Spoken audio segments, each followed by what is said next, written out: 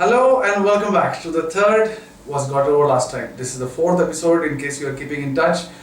In the last episode we covered conclusively the genetic evidence pertaining to whether the Aryan migration happened or not. That is a very inflammable topic, if I may say that, and today we've got something more for you.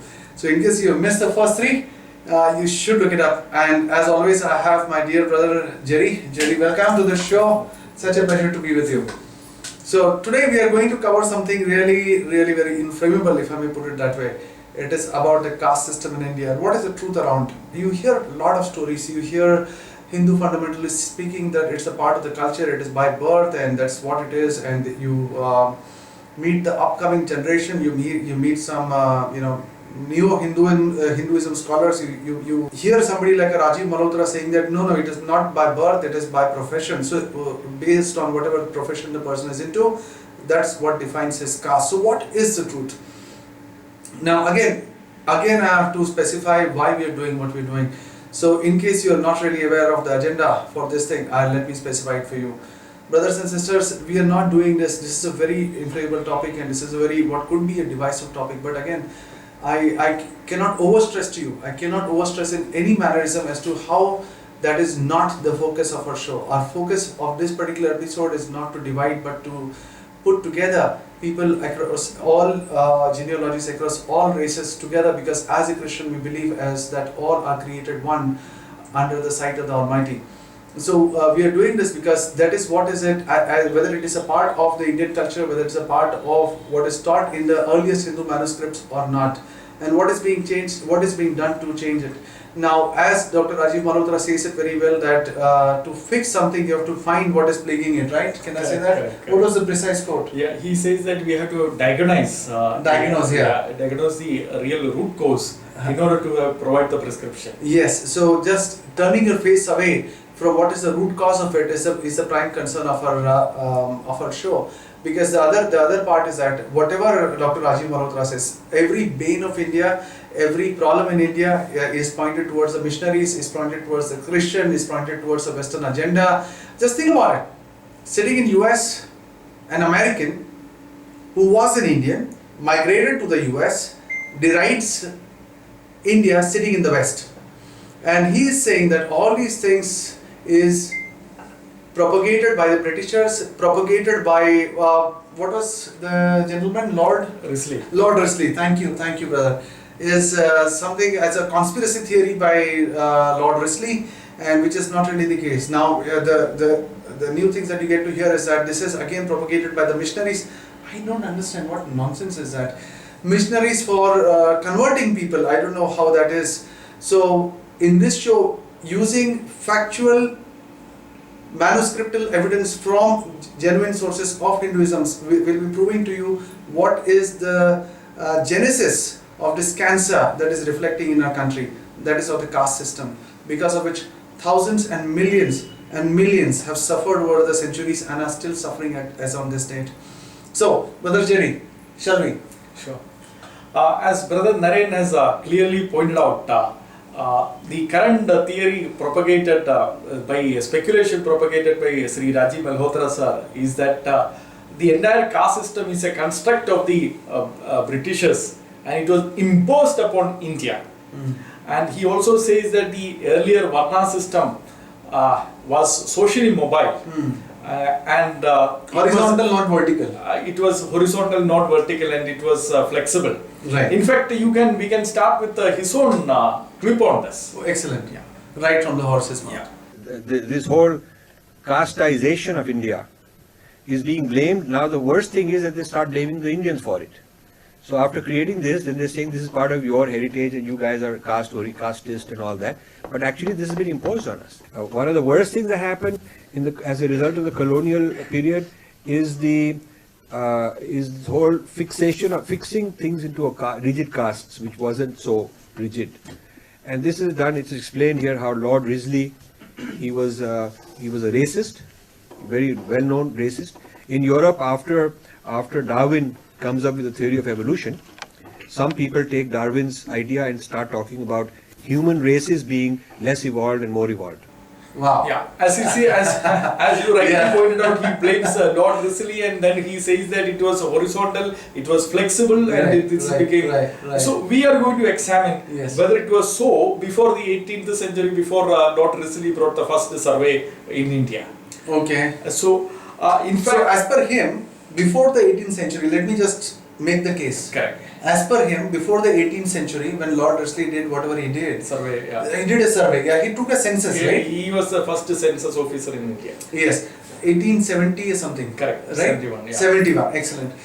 So I did some studies in my school. So okay. So prior to that, as per Rajiv Malhotra and all the Hindutva keyboard warriors, before 1871, there was no rigid caste system. Hierarchical based on birth.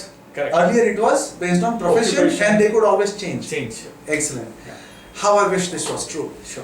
So we will begin, before we go to the Hindu scriptures, we will begin with where we have left last time, the genetic evidence. Because if the genetic evidence clearly shows that there were no intermarriages between the castes, then the case is closed. Case is closed that there was no social mobility.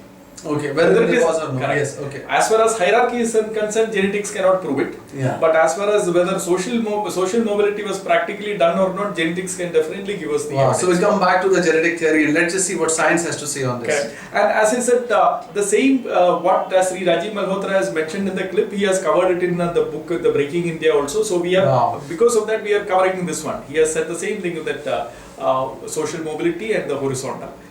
We have seen it from him. And now when let us come to the, as we said, genetic evidence. Again, Lalji Singh and Kumarasamy Tangaraj. Oh, the scholars that Rajiv Malhotra And relies on. Arvind Neelakantan relies on. Okay, excellent. Genetic evidence of recent population mixture in India.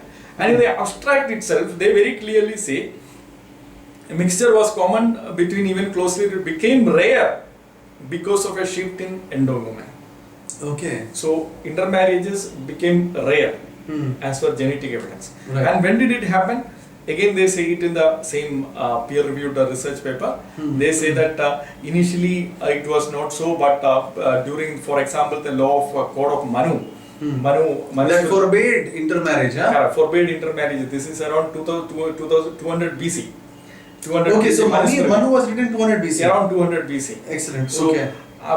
from that time onwards, the intermarriages were banned, and they say thus the evolution of the Indian text during this period provides confirmatory support as well as context for our genetic findings. So again, the science shows where it tallies with the manuscripts. That Absolutely. establishes the datings.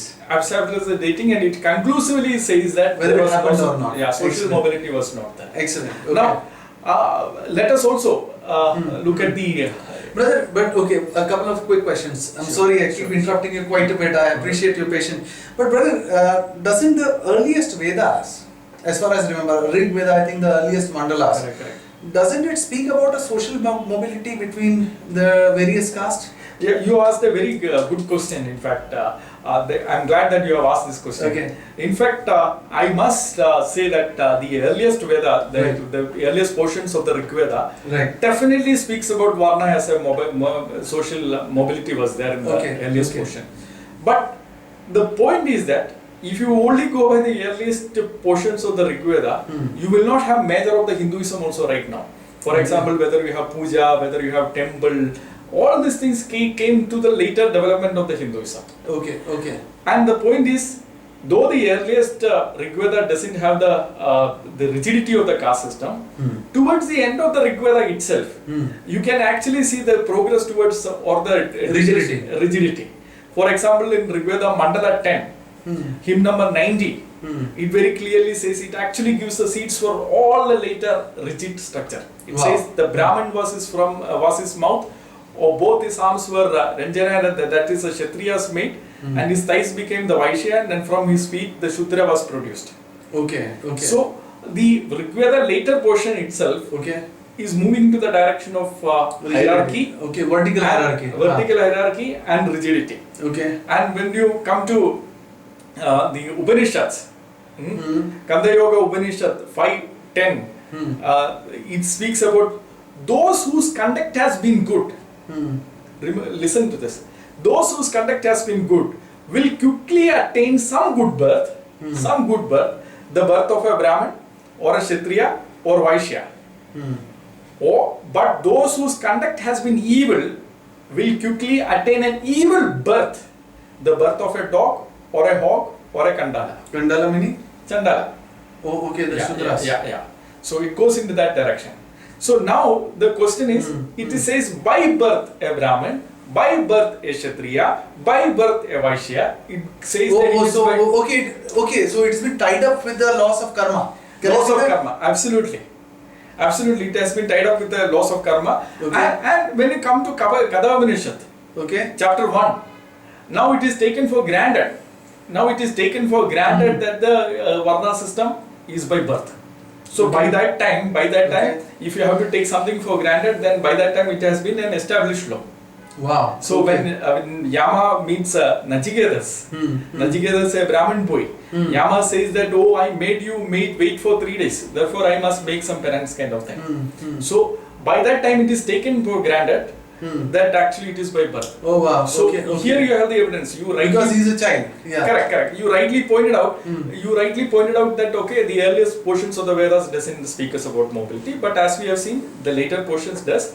And in the Vedic period, if you include the Upanishads in the Vedic period, in the Vedic period itself it has changed. Wow. Okay. So first there was the Vedas, then there was the Upanishads. Can I say that? Correct. Yes. Brahmanas and Aryangas come in between. Yeah. You can carry. Okay. But brother, again, I'm not very good with references, but I'm just thinking what arguments I've heard. But I've also heard that even in Manusmriti, that has been quoted as the foundation of this caste system. Even in that, social mobility is there. I've not read, but that's what I've been told. I don't know actually from where this theory will come from, because Manusmriti, if you look, for example, the thing here you say that about Manusmriti, the social mobility. Yes. Some of the regular verses that they quote, Manusmriti chapter 10, verse 65, the Shudra attains the rank of a Brahman in a similar manner, and a Brahmin sinks to the level of a Shudra. It speaks about that. So brother, see, this is social mobility, right? Correct. So Shudra attaining to the level of a Brahmin and the Brahmin becoming to the level of a Shudra. If this verse was remaining in isolation, okay. But read just the ones 1064. 64, okay. 1065 you read, 1064 you read. If a female of the caste sprung from the Brahman and a Shudra female bear the children to one of the highest caste, that is Brahmana. Then Brahmana or Kshatriya, one of the highest caste. Then the inferior tribes attain the higher caste within the 7th generation, not immediately. Oh, okay. So even if this female is married to a high caste man, the child will become that only after the 7th generation. Child will not become, but the 6 generations after him, the descendants will become. The 6th generation. Correct. Wow. Similarly, another again, the verse that they cite from Manusmriti, Manusmriti chapter 9, he speaks about, often people quote it, a Shudra who is pure, the servant of his betters, gentle in speech and free from pride, always seeks a refuge with Brahmins, attains a higher caste. Again, taken in isolation, this seems to point towards that. But taken at least in the context of the entire chapter, it can mean in the next birth. And I am not saying that. Just read some of the verses from the same chapter, Manusmriti chapter 9. Right. A Brahmana, be he ignorant or learned, not that, be he whether Brahmana is an ignorant or learned, is a great divinity. Brother. See, what I understand and what I've been told is that a Brahmana means by default a learned person. No, but that is not what Manu says. Manu says a Brahman, whether he is ignorant or learned, is a great divinity. Oh, so whether so the profession, that is, if a person is learned, that means he's a Brahmana, is a moot point. It's a moot point. In fact, Manu goes on to say in the same chapter, Manusmriti chapter 9, he says that, thus, though the Brahmins employ themselves in all sorts of means of occupations, whether they are in any profession, they must be honored in every way. For each of them is a very great deity. So it is by birth. So brother, even if, now I understand. So even if a person is a Brahmin by birth and he is working in the shop of a trading, correct. he still should be respected as a Brahmin. Correct. You cannot say he is a Vaishya. Correct. Can I say that? Right. Wow. Right. So it is by birth. It's It got is- nothing to do with. Okay. The Brahmin, if he does the profession of a Brahmin, well and fine. But even if he doesn't do the profession of a Brahmin, he still remains as a Brahmin. That is the point. Right. So again, as I said, all this theory is tied up to the Rigvedic 10th mandala. Manu himself explains in Manusmriti chapter 1, for the sake of the prosperity of the world, he caused the Brahmin, the Kshatriya, the Vaishya and the Shudra to proceed from his mouth. Remember the same Rigveda mandala 10, hymn number 90. Yeah. His arms Oh, is it's the tied- same verse. Yeah. It's actually Manu is tying up with that. And the Shudra came from his feet. That is what it says. Okay. Oh man, there are so many questions. I'm sorry I've been interrupting you, brother. But see, the point is, see, when I used to go to my native place, when I see my dadi, I would touch her feet. Okay. That's what we have been taught. Where I asked why, they said because that's what you touch, you do that, you get blessed. It's a holy thing. So how can we say that something that immersed on the feet, which is supposed to be holy, is supposed to, because the Shudra came from there, he is dirty. How can we? You getting my point? Correct. Again, thanks for asking this question. Yeah. It is not what you think and or what I think or what our parents think or any of those things. Right. It is what the text says. It is what Manu has to say about it. Because Manu is the original writer of this Shastra. Right. What he has to say. In fact, he himself has explained this in same chapter. Manusmriti chapter 1, 88 to 93. 82, he goes on to say, as you can, I'll just show you. Yeah. Okay. Yeah. He goes on to say, man is stated to be purer above the navel. Man is stated to be purer above the navel. Hence, the Swayambhu has declared the purest part to be of his mouth. See, As the Brahmana sprang from Brahman's mouth, as he was so the he is first the born. purest. He is the purest. And up to navel is pure and below navel is impure. That is Manu's logic. So it doesn't matter what our other logic is. In fact, to prove that it is not just by occupation, it is not at all related to occupation. Manu goes on to the next chapter, Manusmriti chapter 2. He speaks about how a person should be named. Let the first part of a Brahman's name denote something auspicious. Okay. A Kshatriya be connected with power. So the name should signify that. Name should signify the caste. Caste. Okay. Name definitely you put it at the time of the birth. Right. Yeah. Not after that. Yeah. Not after this thing. Yeah. It is not that when you get a job in an aeroplane, you actually name yourself as Jet Airways or anything. Any of those things. Your name doesn't change. Name doesn't change. Yeah. When you join in a company. Yeah. So your name is put at the time of the birth, and Manu says how you should name the children at the time depending upon the caste. So it's very clear. Shall we? Can we read that once again? Yeah. Let the first part of a Brahmin's name denote something auspicious. A Kshatriya be connected with power, and a Vaishya with wealth, and a Shudras something contemptible. Impure. What he said just in the previous chapter, Manusmriti chapter 1, impure, contemptible. And then the second part of a Brahmana's name shall be a word implying happiness, of a Kshatriya a word implying protection, a Vaishya expressive of thriving, and a Shudra an expression denoting service. So it is given at the time of birth. Yeah, you don't get it after this. Yeah, obviously. So that is what Manu's opinion is. In fact, Manu goes on to say when you should be initiated into the specific caste. The services, like if a Brahmin wants to learn, Manu specific chapter 2, 36. Yeah. He speaks about when it should be initiated. See, if you have to initiate somebody to be a Brahmin at the age of 5, then by birth only you can determine. Obviously. You cannot determine the occupation at the age of 5. Yeah. In fact, if you look at the Manusmriti, there is no way you can apply Sri Rajiv Malhotra sir's theory into or hypothesis speculation into the Manusmriti. Right. Manusmriti chapter 2 goes on to say, know that a Brahmin of 10 years and a Kshatriya of 100 years. Oh, there's so much gap. So 10 years child is standing with a 100-year-old man. Yeah. That was Kshatriya, not even a Shudra. Not even a Shudra. To each other in relation of father and son, but between those two, Brahman is the father. Even though he is 10 years old. Correct. Even though he is 10 years old, because he is upper caste. He is higher. Hierarchy is very clearly established. There is no way you can deny hierarchy here. In fact, Brother, but see, this is, I'm sorry, I interrupted you.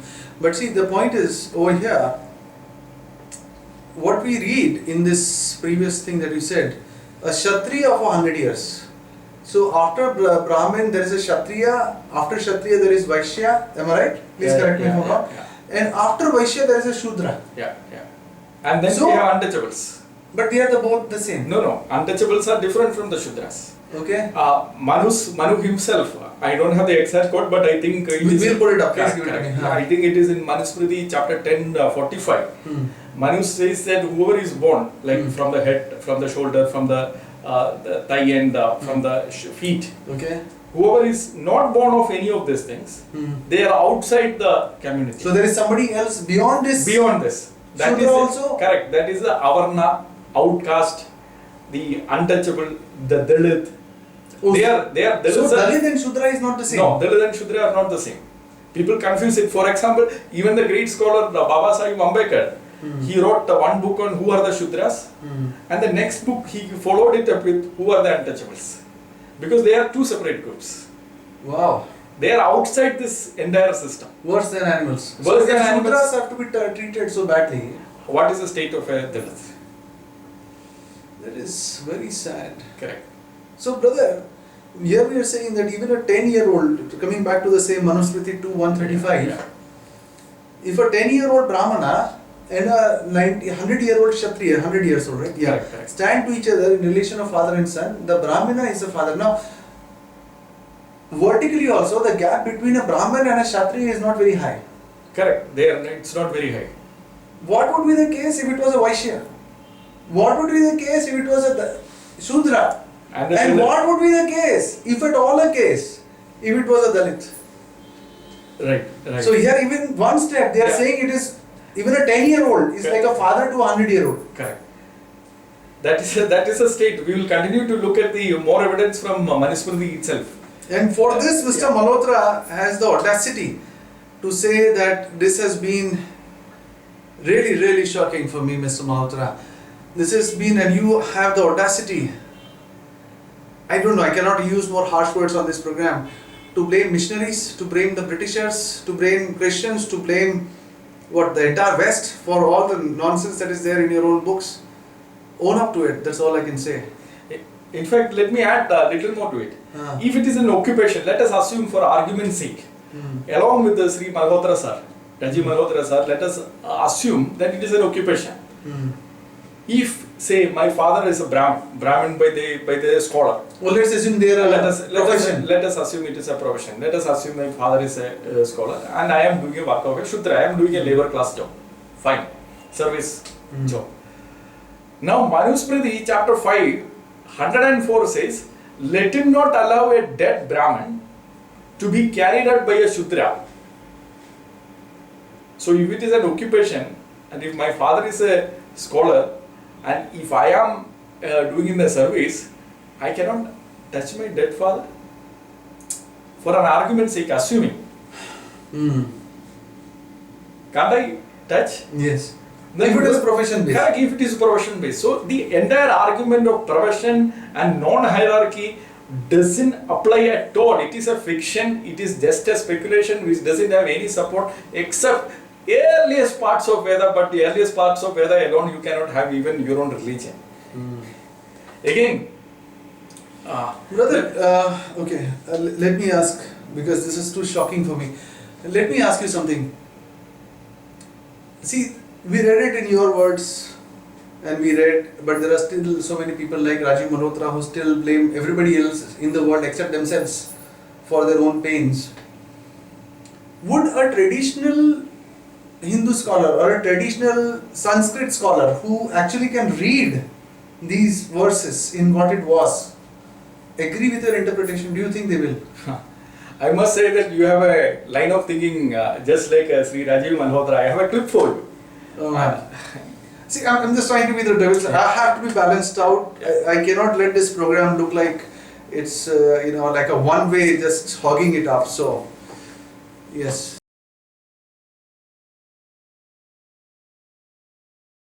Manusmriti, Manusmriti study group. Right.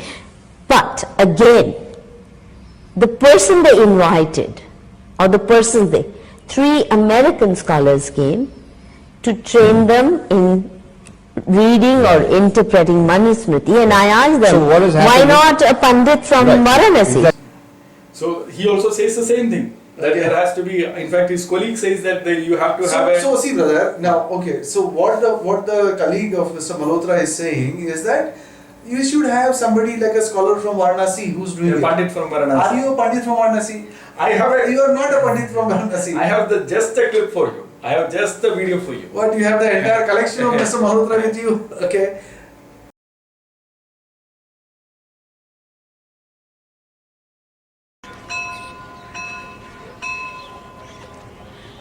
तो पहली बात हम अपना परिचय दे दें आपको। मेरा नाम बड़ू प्रसाद शर्मा शास्त्री है।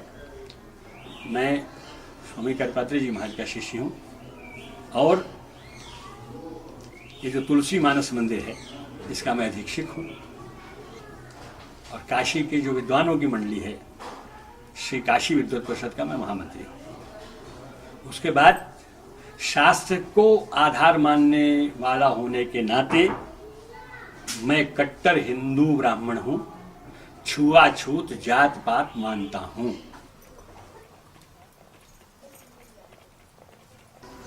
देखो वो जो दिव्य पुरुष है, वेद विराट पुरुष है, उसके ब्राह्मणोस्य मुखमासीत, उसके मुख से ब्राह्मण पैदा हुआ, ठीक है। बाहु राजन्यः, बाहु से क्षत्रिय, ऊरु तदस्य जनवैश्यः, पेट से यहाँ ये जो स्थान है ना, यहाँ से वैश्य पैदा हुआ। पदभ्याम शूद्रो अजायत, पैरों से शूद्र अजायत माने पैदा हुआ, ठीक है। वेद कह रहे हैं, ये वेद की वाणी, जो हमारी वेद माता है वही सृष्टि का विधान वही बताती है, ठीक है। तो शास्त्र जो शास्त्र की दृष्टि से जो देखा जाएगा वही ठीक होगा और कोई ठीक नहीं होगा।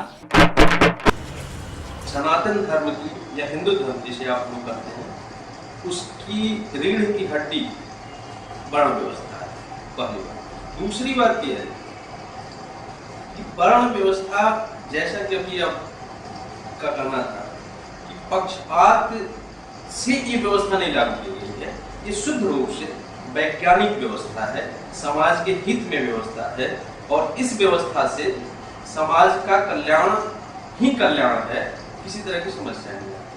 जैसे कि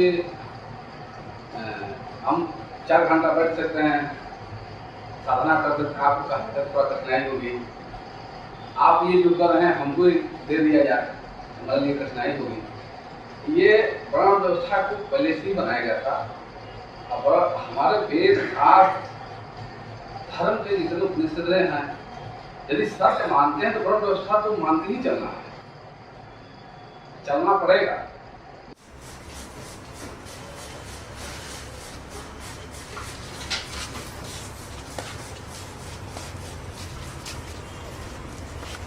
जो संस्कार पीढ़ियों से हजारों साल से आ रहे हैं उनके रक्त में ये समाहित हो जाते हैं, जिससे कि मछली के बच्चे को कोई सिखाता नहीं है। आज आप देखते हैं कि एक नाई के बच्चे में स्वभावतः बाल काटने की कला होती है।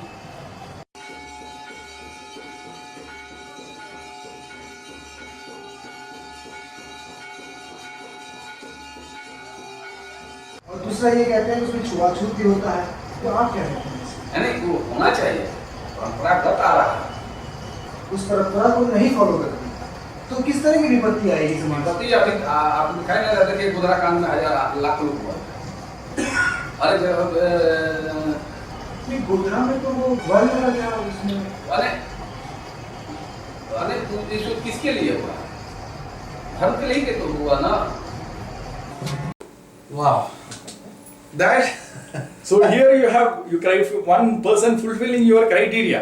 He is a Pandit from Varanasi, General Secretary of the Pandit Association, and then he is the Chief Priest of the Tulasi Manas temple there. What more you have? You have in his own words, he is interpreting it like that. And since you asked this question, Yes. let us see one more clip of his. Wow. Where he speaks about whether Shudra can have social mobility. Wow. First he Okay. said that it is actually prescribed in the Vedas. Now he is, let's see here a more shocking clip from the traditional Sanskrit scholar.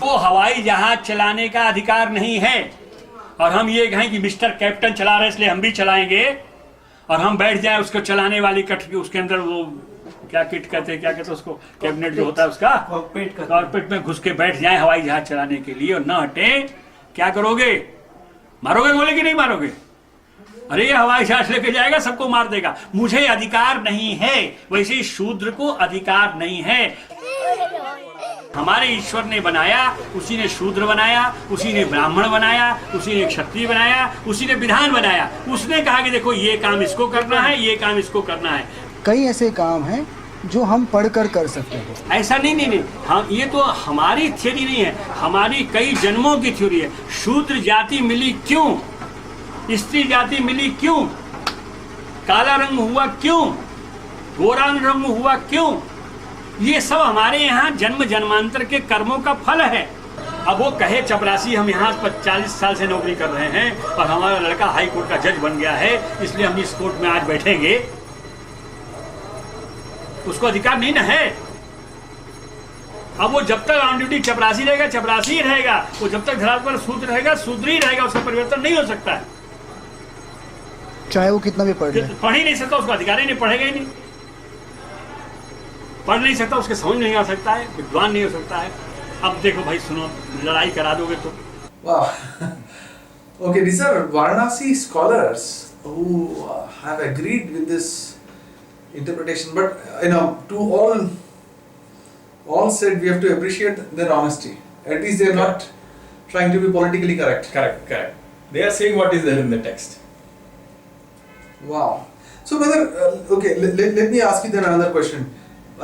See, frequently I have been told that there is something in the Gita. I have not read it totally, so I'm just asking you. You can probably help us with that. There is somewhere in the Gita that even Krishna says that there is, it has been defined by birth. It's not defined by birth. It is defined by what the person does or not does. What do you have to say about that? Because Gita came after this, right? Yeah, Gita came in AD 200. In fact, after AD 200, in fact, we have to have a separate episode for AD 200. Correct. But we keep hearing like it's like before 2000 BC or something. No, not at all. There is a clear evidence for that. In fact, Gita mentions about Brahma Sutra. Brahma Sutra mentions about Jnanavada. When you refutes the Jnanavada, the person who founded the proponent of the Jnanavada himself lived in the 4th century. So if he lived in the 4th century, we will deal it separately, but we will come back to your question. Okay. Actually, the one which you have referred is in Gita chapter 4:13, Okay. where Krishna says, again I have the Gita here, you are referring to is Gita chapter 4:13, Okay. where Krishna says that fourfold caste was created by me by the differentiation of guna and karma. This is what they say. What is guna? Guna is say 3 innate attributes, characteristics that is there in every person. We will look into it separately. Okay. And then karma. Okay. So Krishna says he has created. So this is the verse. This is what they refer always. But actually, if you read complete Gita, when it comes to Gita chapter 18, Krishna very clearly says the meaning of. He explains it in detail. What is the varna system?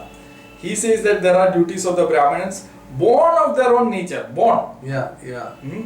And he goes on to say again the duties of Kshatriya born of their own nature, born. Vaishyas born of their own nature. Gita 18:44. And he says Shudras, duty of the Shudras born of their own nature. And he goes on to say in 1847, better is one's own dharma, though imperfect, than the dharma of another well performed. Now we must say that if it is an occupation, whatever you are better in, that is what you are supposed to do. Yeah. But here, Krishna is very clearly saying, now if whatever caste you are born in, even if you are doing it imperfectly, that is better than something you can do better. So it's very clear, it's a case closed, there is no question about it. In fact, Gita chapter 4 we quoted. In Gita chapter 4, it begins by Krishna by saying that, the blessed Lord said, I told this imperishable yoga to the Surya, and Surya told to Manu, and Manu told to the leader of the Kshatriyas.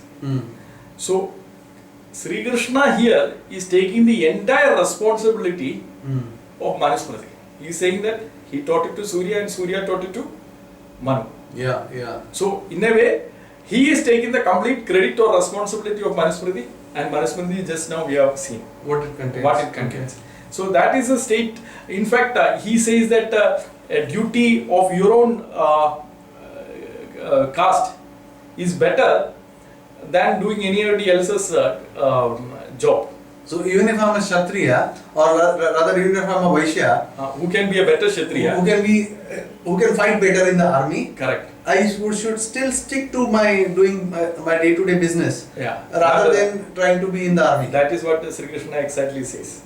Wow. In fact, Mahabharata in the entire context, if you look at Mahabharata book 1, Sambhava Parva, all of us know the story about Ekalavya and how Dronacharya asked for the thumb, right thumb.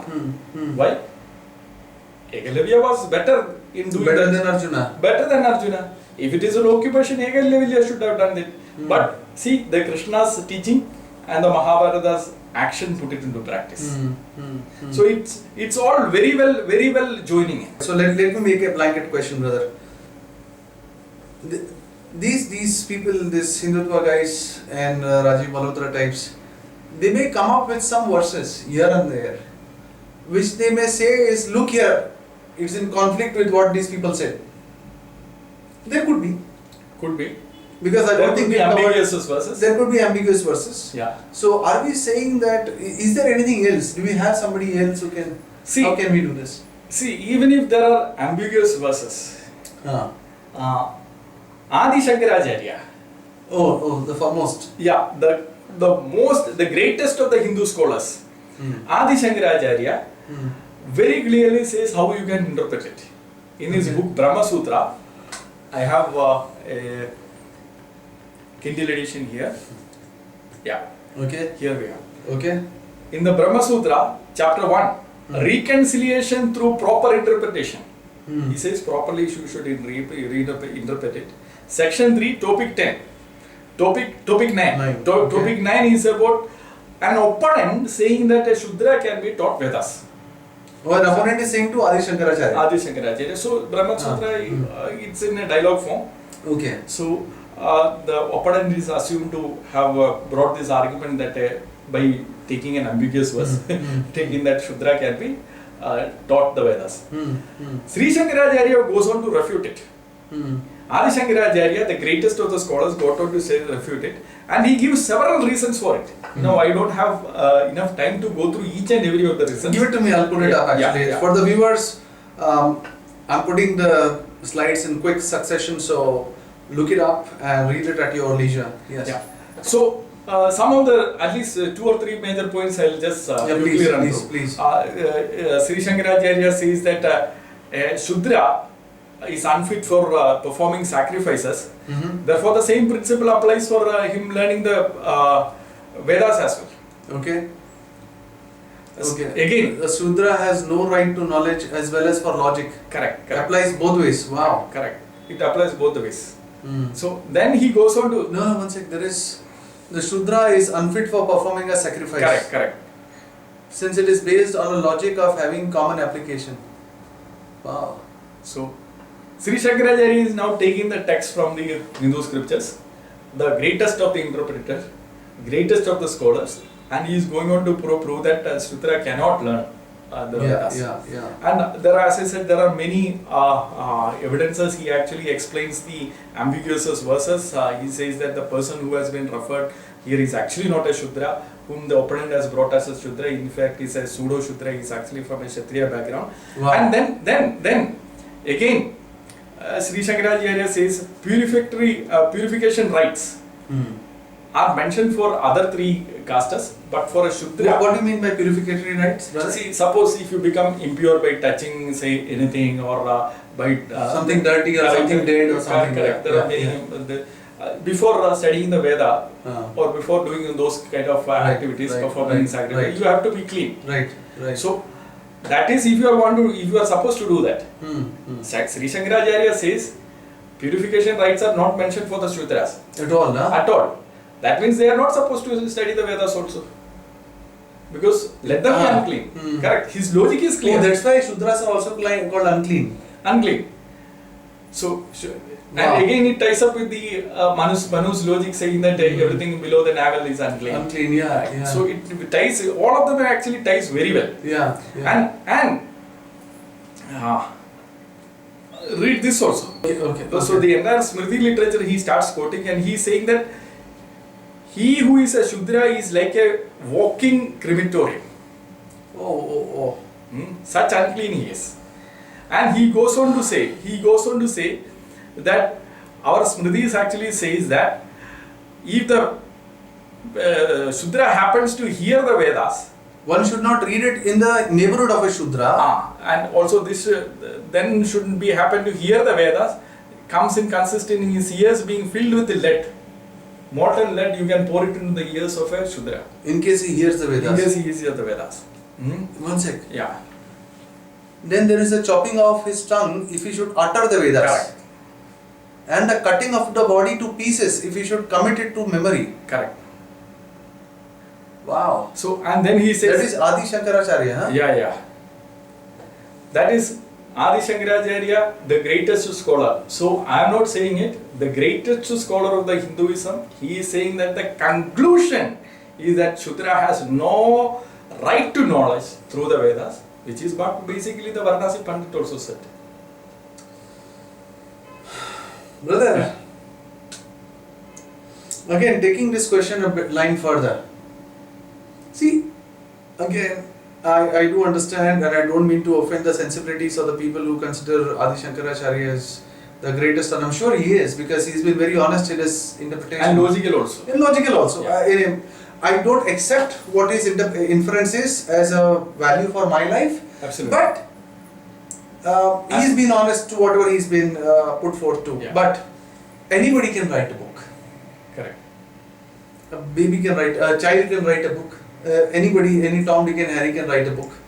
But that doesn't mean that that is what was practiced by the people. Maybe, see, the people like Rajiv Malhotra and so many other people can say, okay, Adi Shankaracharya wrote this or Manusmriti wrote that, but the people never followed it in that mannerism. Yeah. So, you have raised a very good question. Yeah. As far as the history is concerned, whether it has been historically followed or not, that's a very good question. But before 1871. Before 1871. Otherwise, everything, and okay, just Lord yes. Yeah. But brother, let me ask you, when was this book written? Adi Shankaracharya. Adi Shankaracharya lived in 8th century. 8th century. Yeah. And this is 18th century. Yeah. And they still blame. So, Mr. Malhotra, have you not heard of Adi Shankaracharya? Are you aware of when he was born and when he lived? Are you aware of what he has written? We have quoted the direct scriptures. Please let us know how we are wrong and we'll recant what we have said. But please be objective and don't just say this is poor logic and low caliber. If you are saying that, you are talking about your own scholars, your own books. Nothing against me, I just quoted your own books. So, since you raised that question whether historically, I was just looking at Dr. Baba Sahib Ambedkar. Oh man. Okay. As you know, he is a scholar from Columbia University and London School of Economics also. You can look up his entire qualification. Yes. I'll be putting up a slide because I don't want... Mr. Ambedkar was a giant of an intellect of a human being. Much more ahead of his time, heavily persecuted by his own people. He wrote many books. Say his own people, but by the Hindus. Yeah. Yes, let us be technically precise. Yes. So anyway, moving ahead. So he has done some fantastic research, and most of his books are available for free to read online. Most of his books, like who are the Shudras, who are the untouchables, riddles in Hinduism, are available online for purchase at a fraction of the price. Again, those are not the latest. Not rather the last books that he wrote, but still you can get a glimpse into the intellect of this towering personality of a gentleman. So yeah, going ahead. Yeah. So he answers, he takes his question whether it was historically implemented or not, because it's an important question. He covers this. He covers this. Dr. Ambedkar. Dr. Ambedkar. Okay. He covers in a very small booklet which is called Manu and the Shudras. In that he says actually, you can, as you said, as you were speaking, I was opening the Kindle version as well. Okay. He says that under the rule of the Marathas, this is from Manu and the Shudras, Dr. Bhimanrao Ambedkar. Okay. Book's name is Manu and the Shudras. Yeah.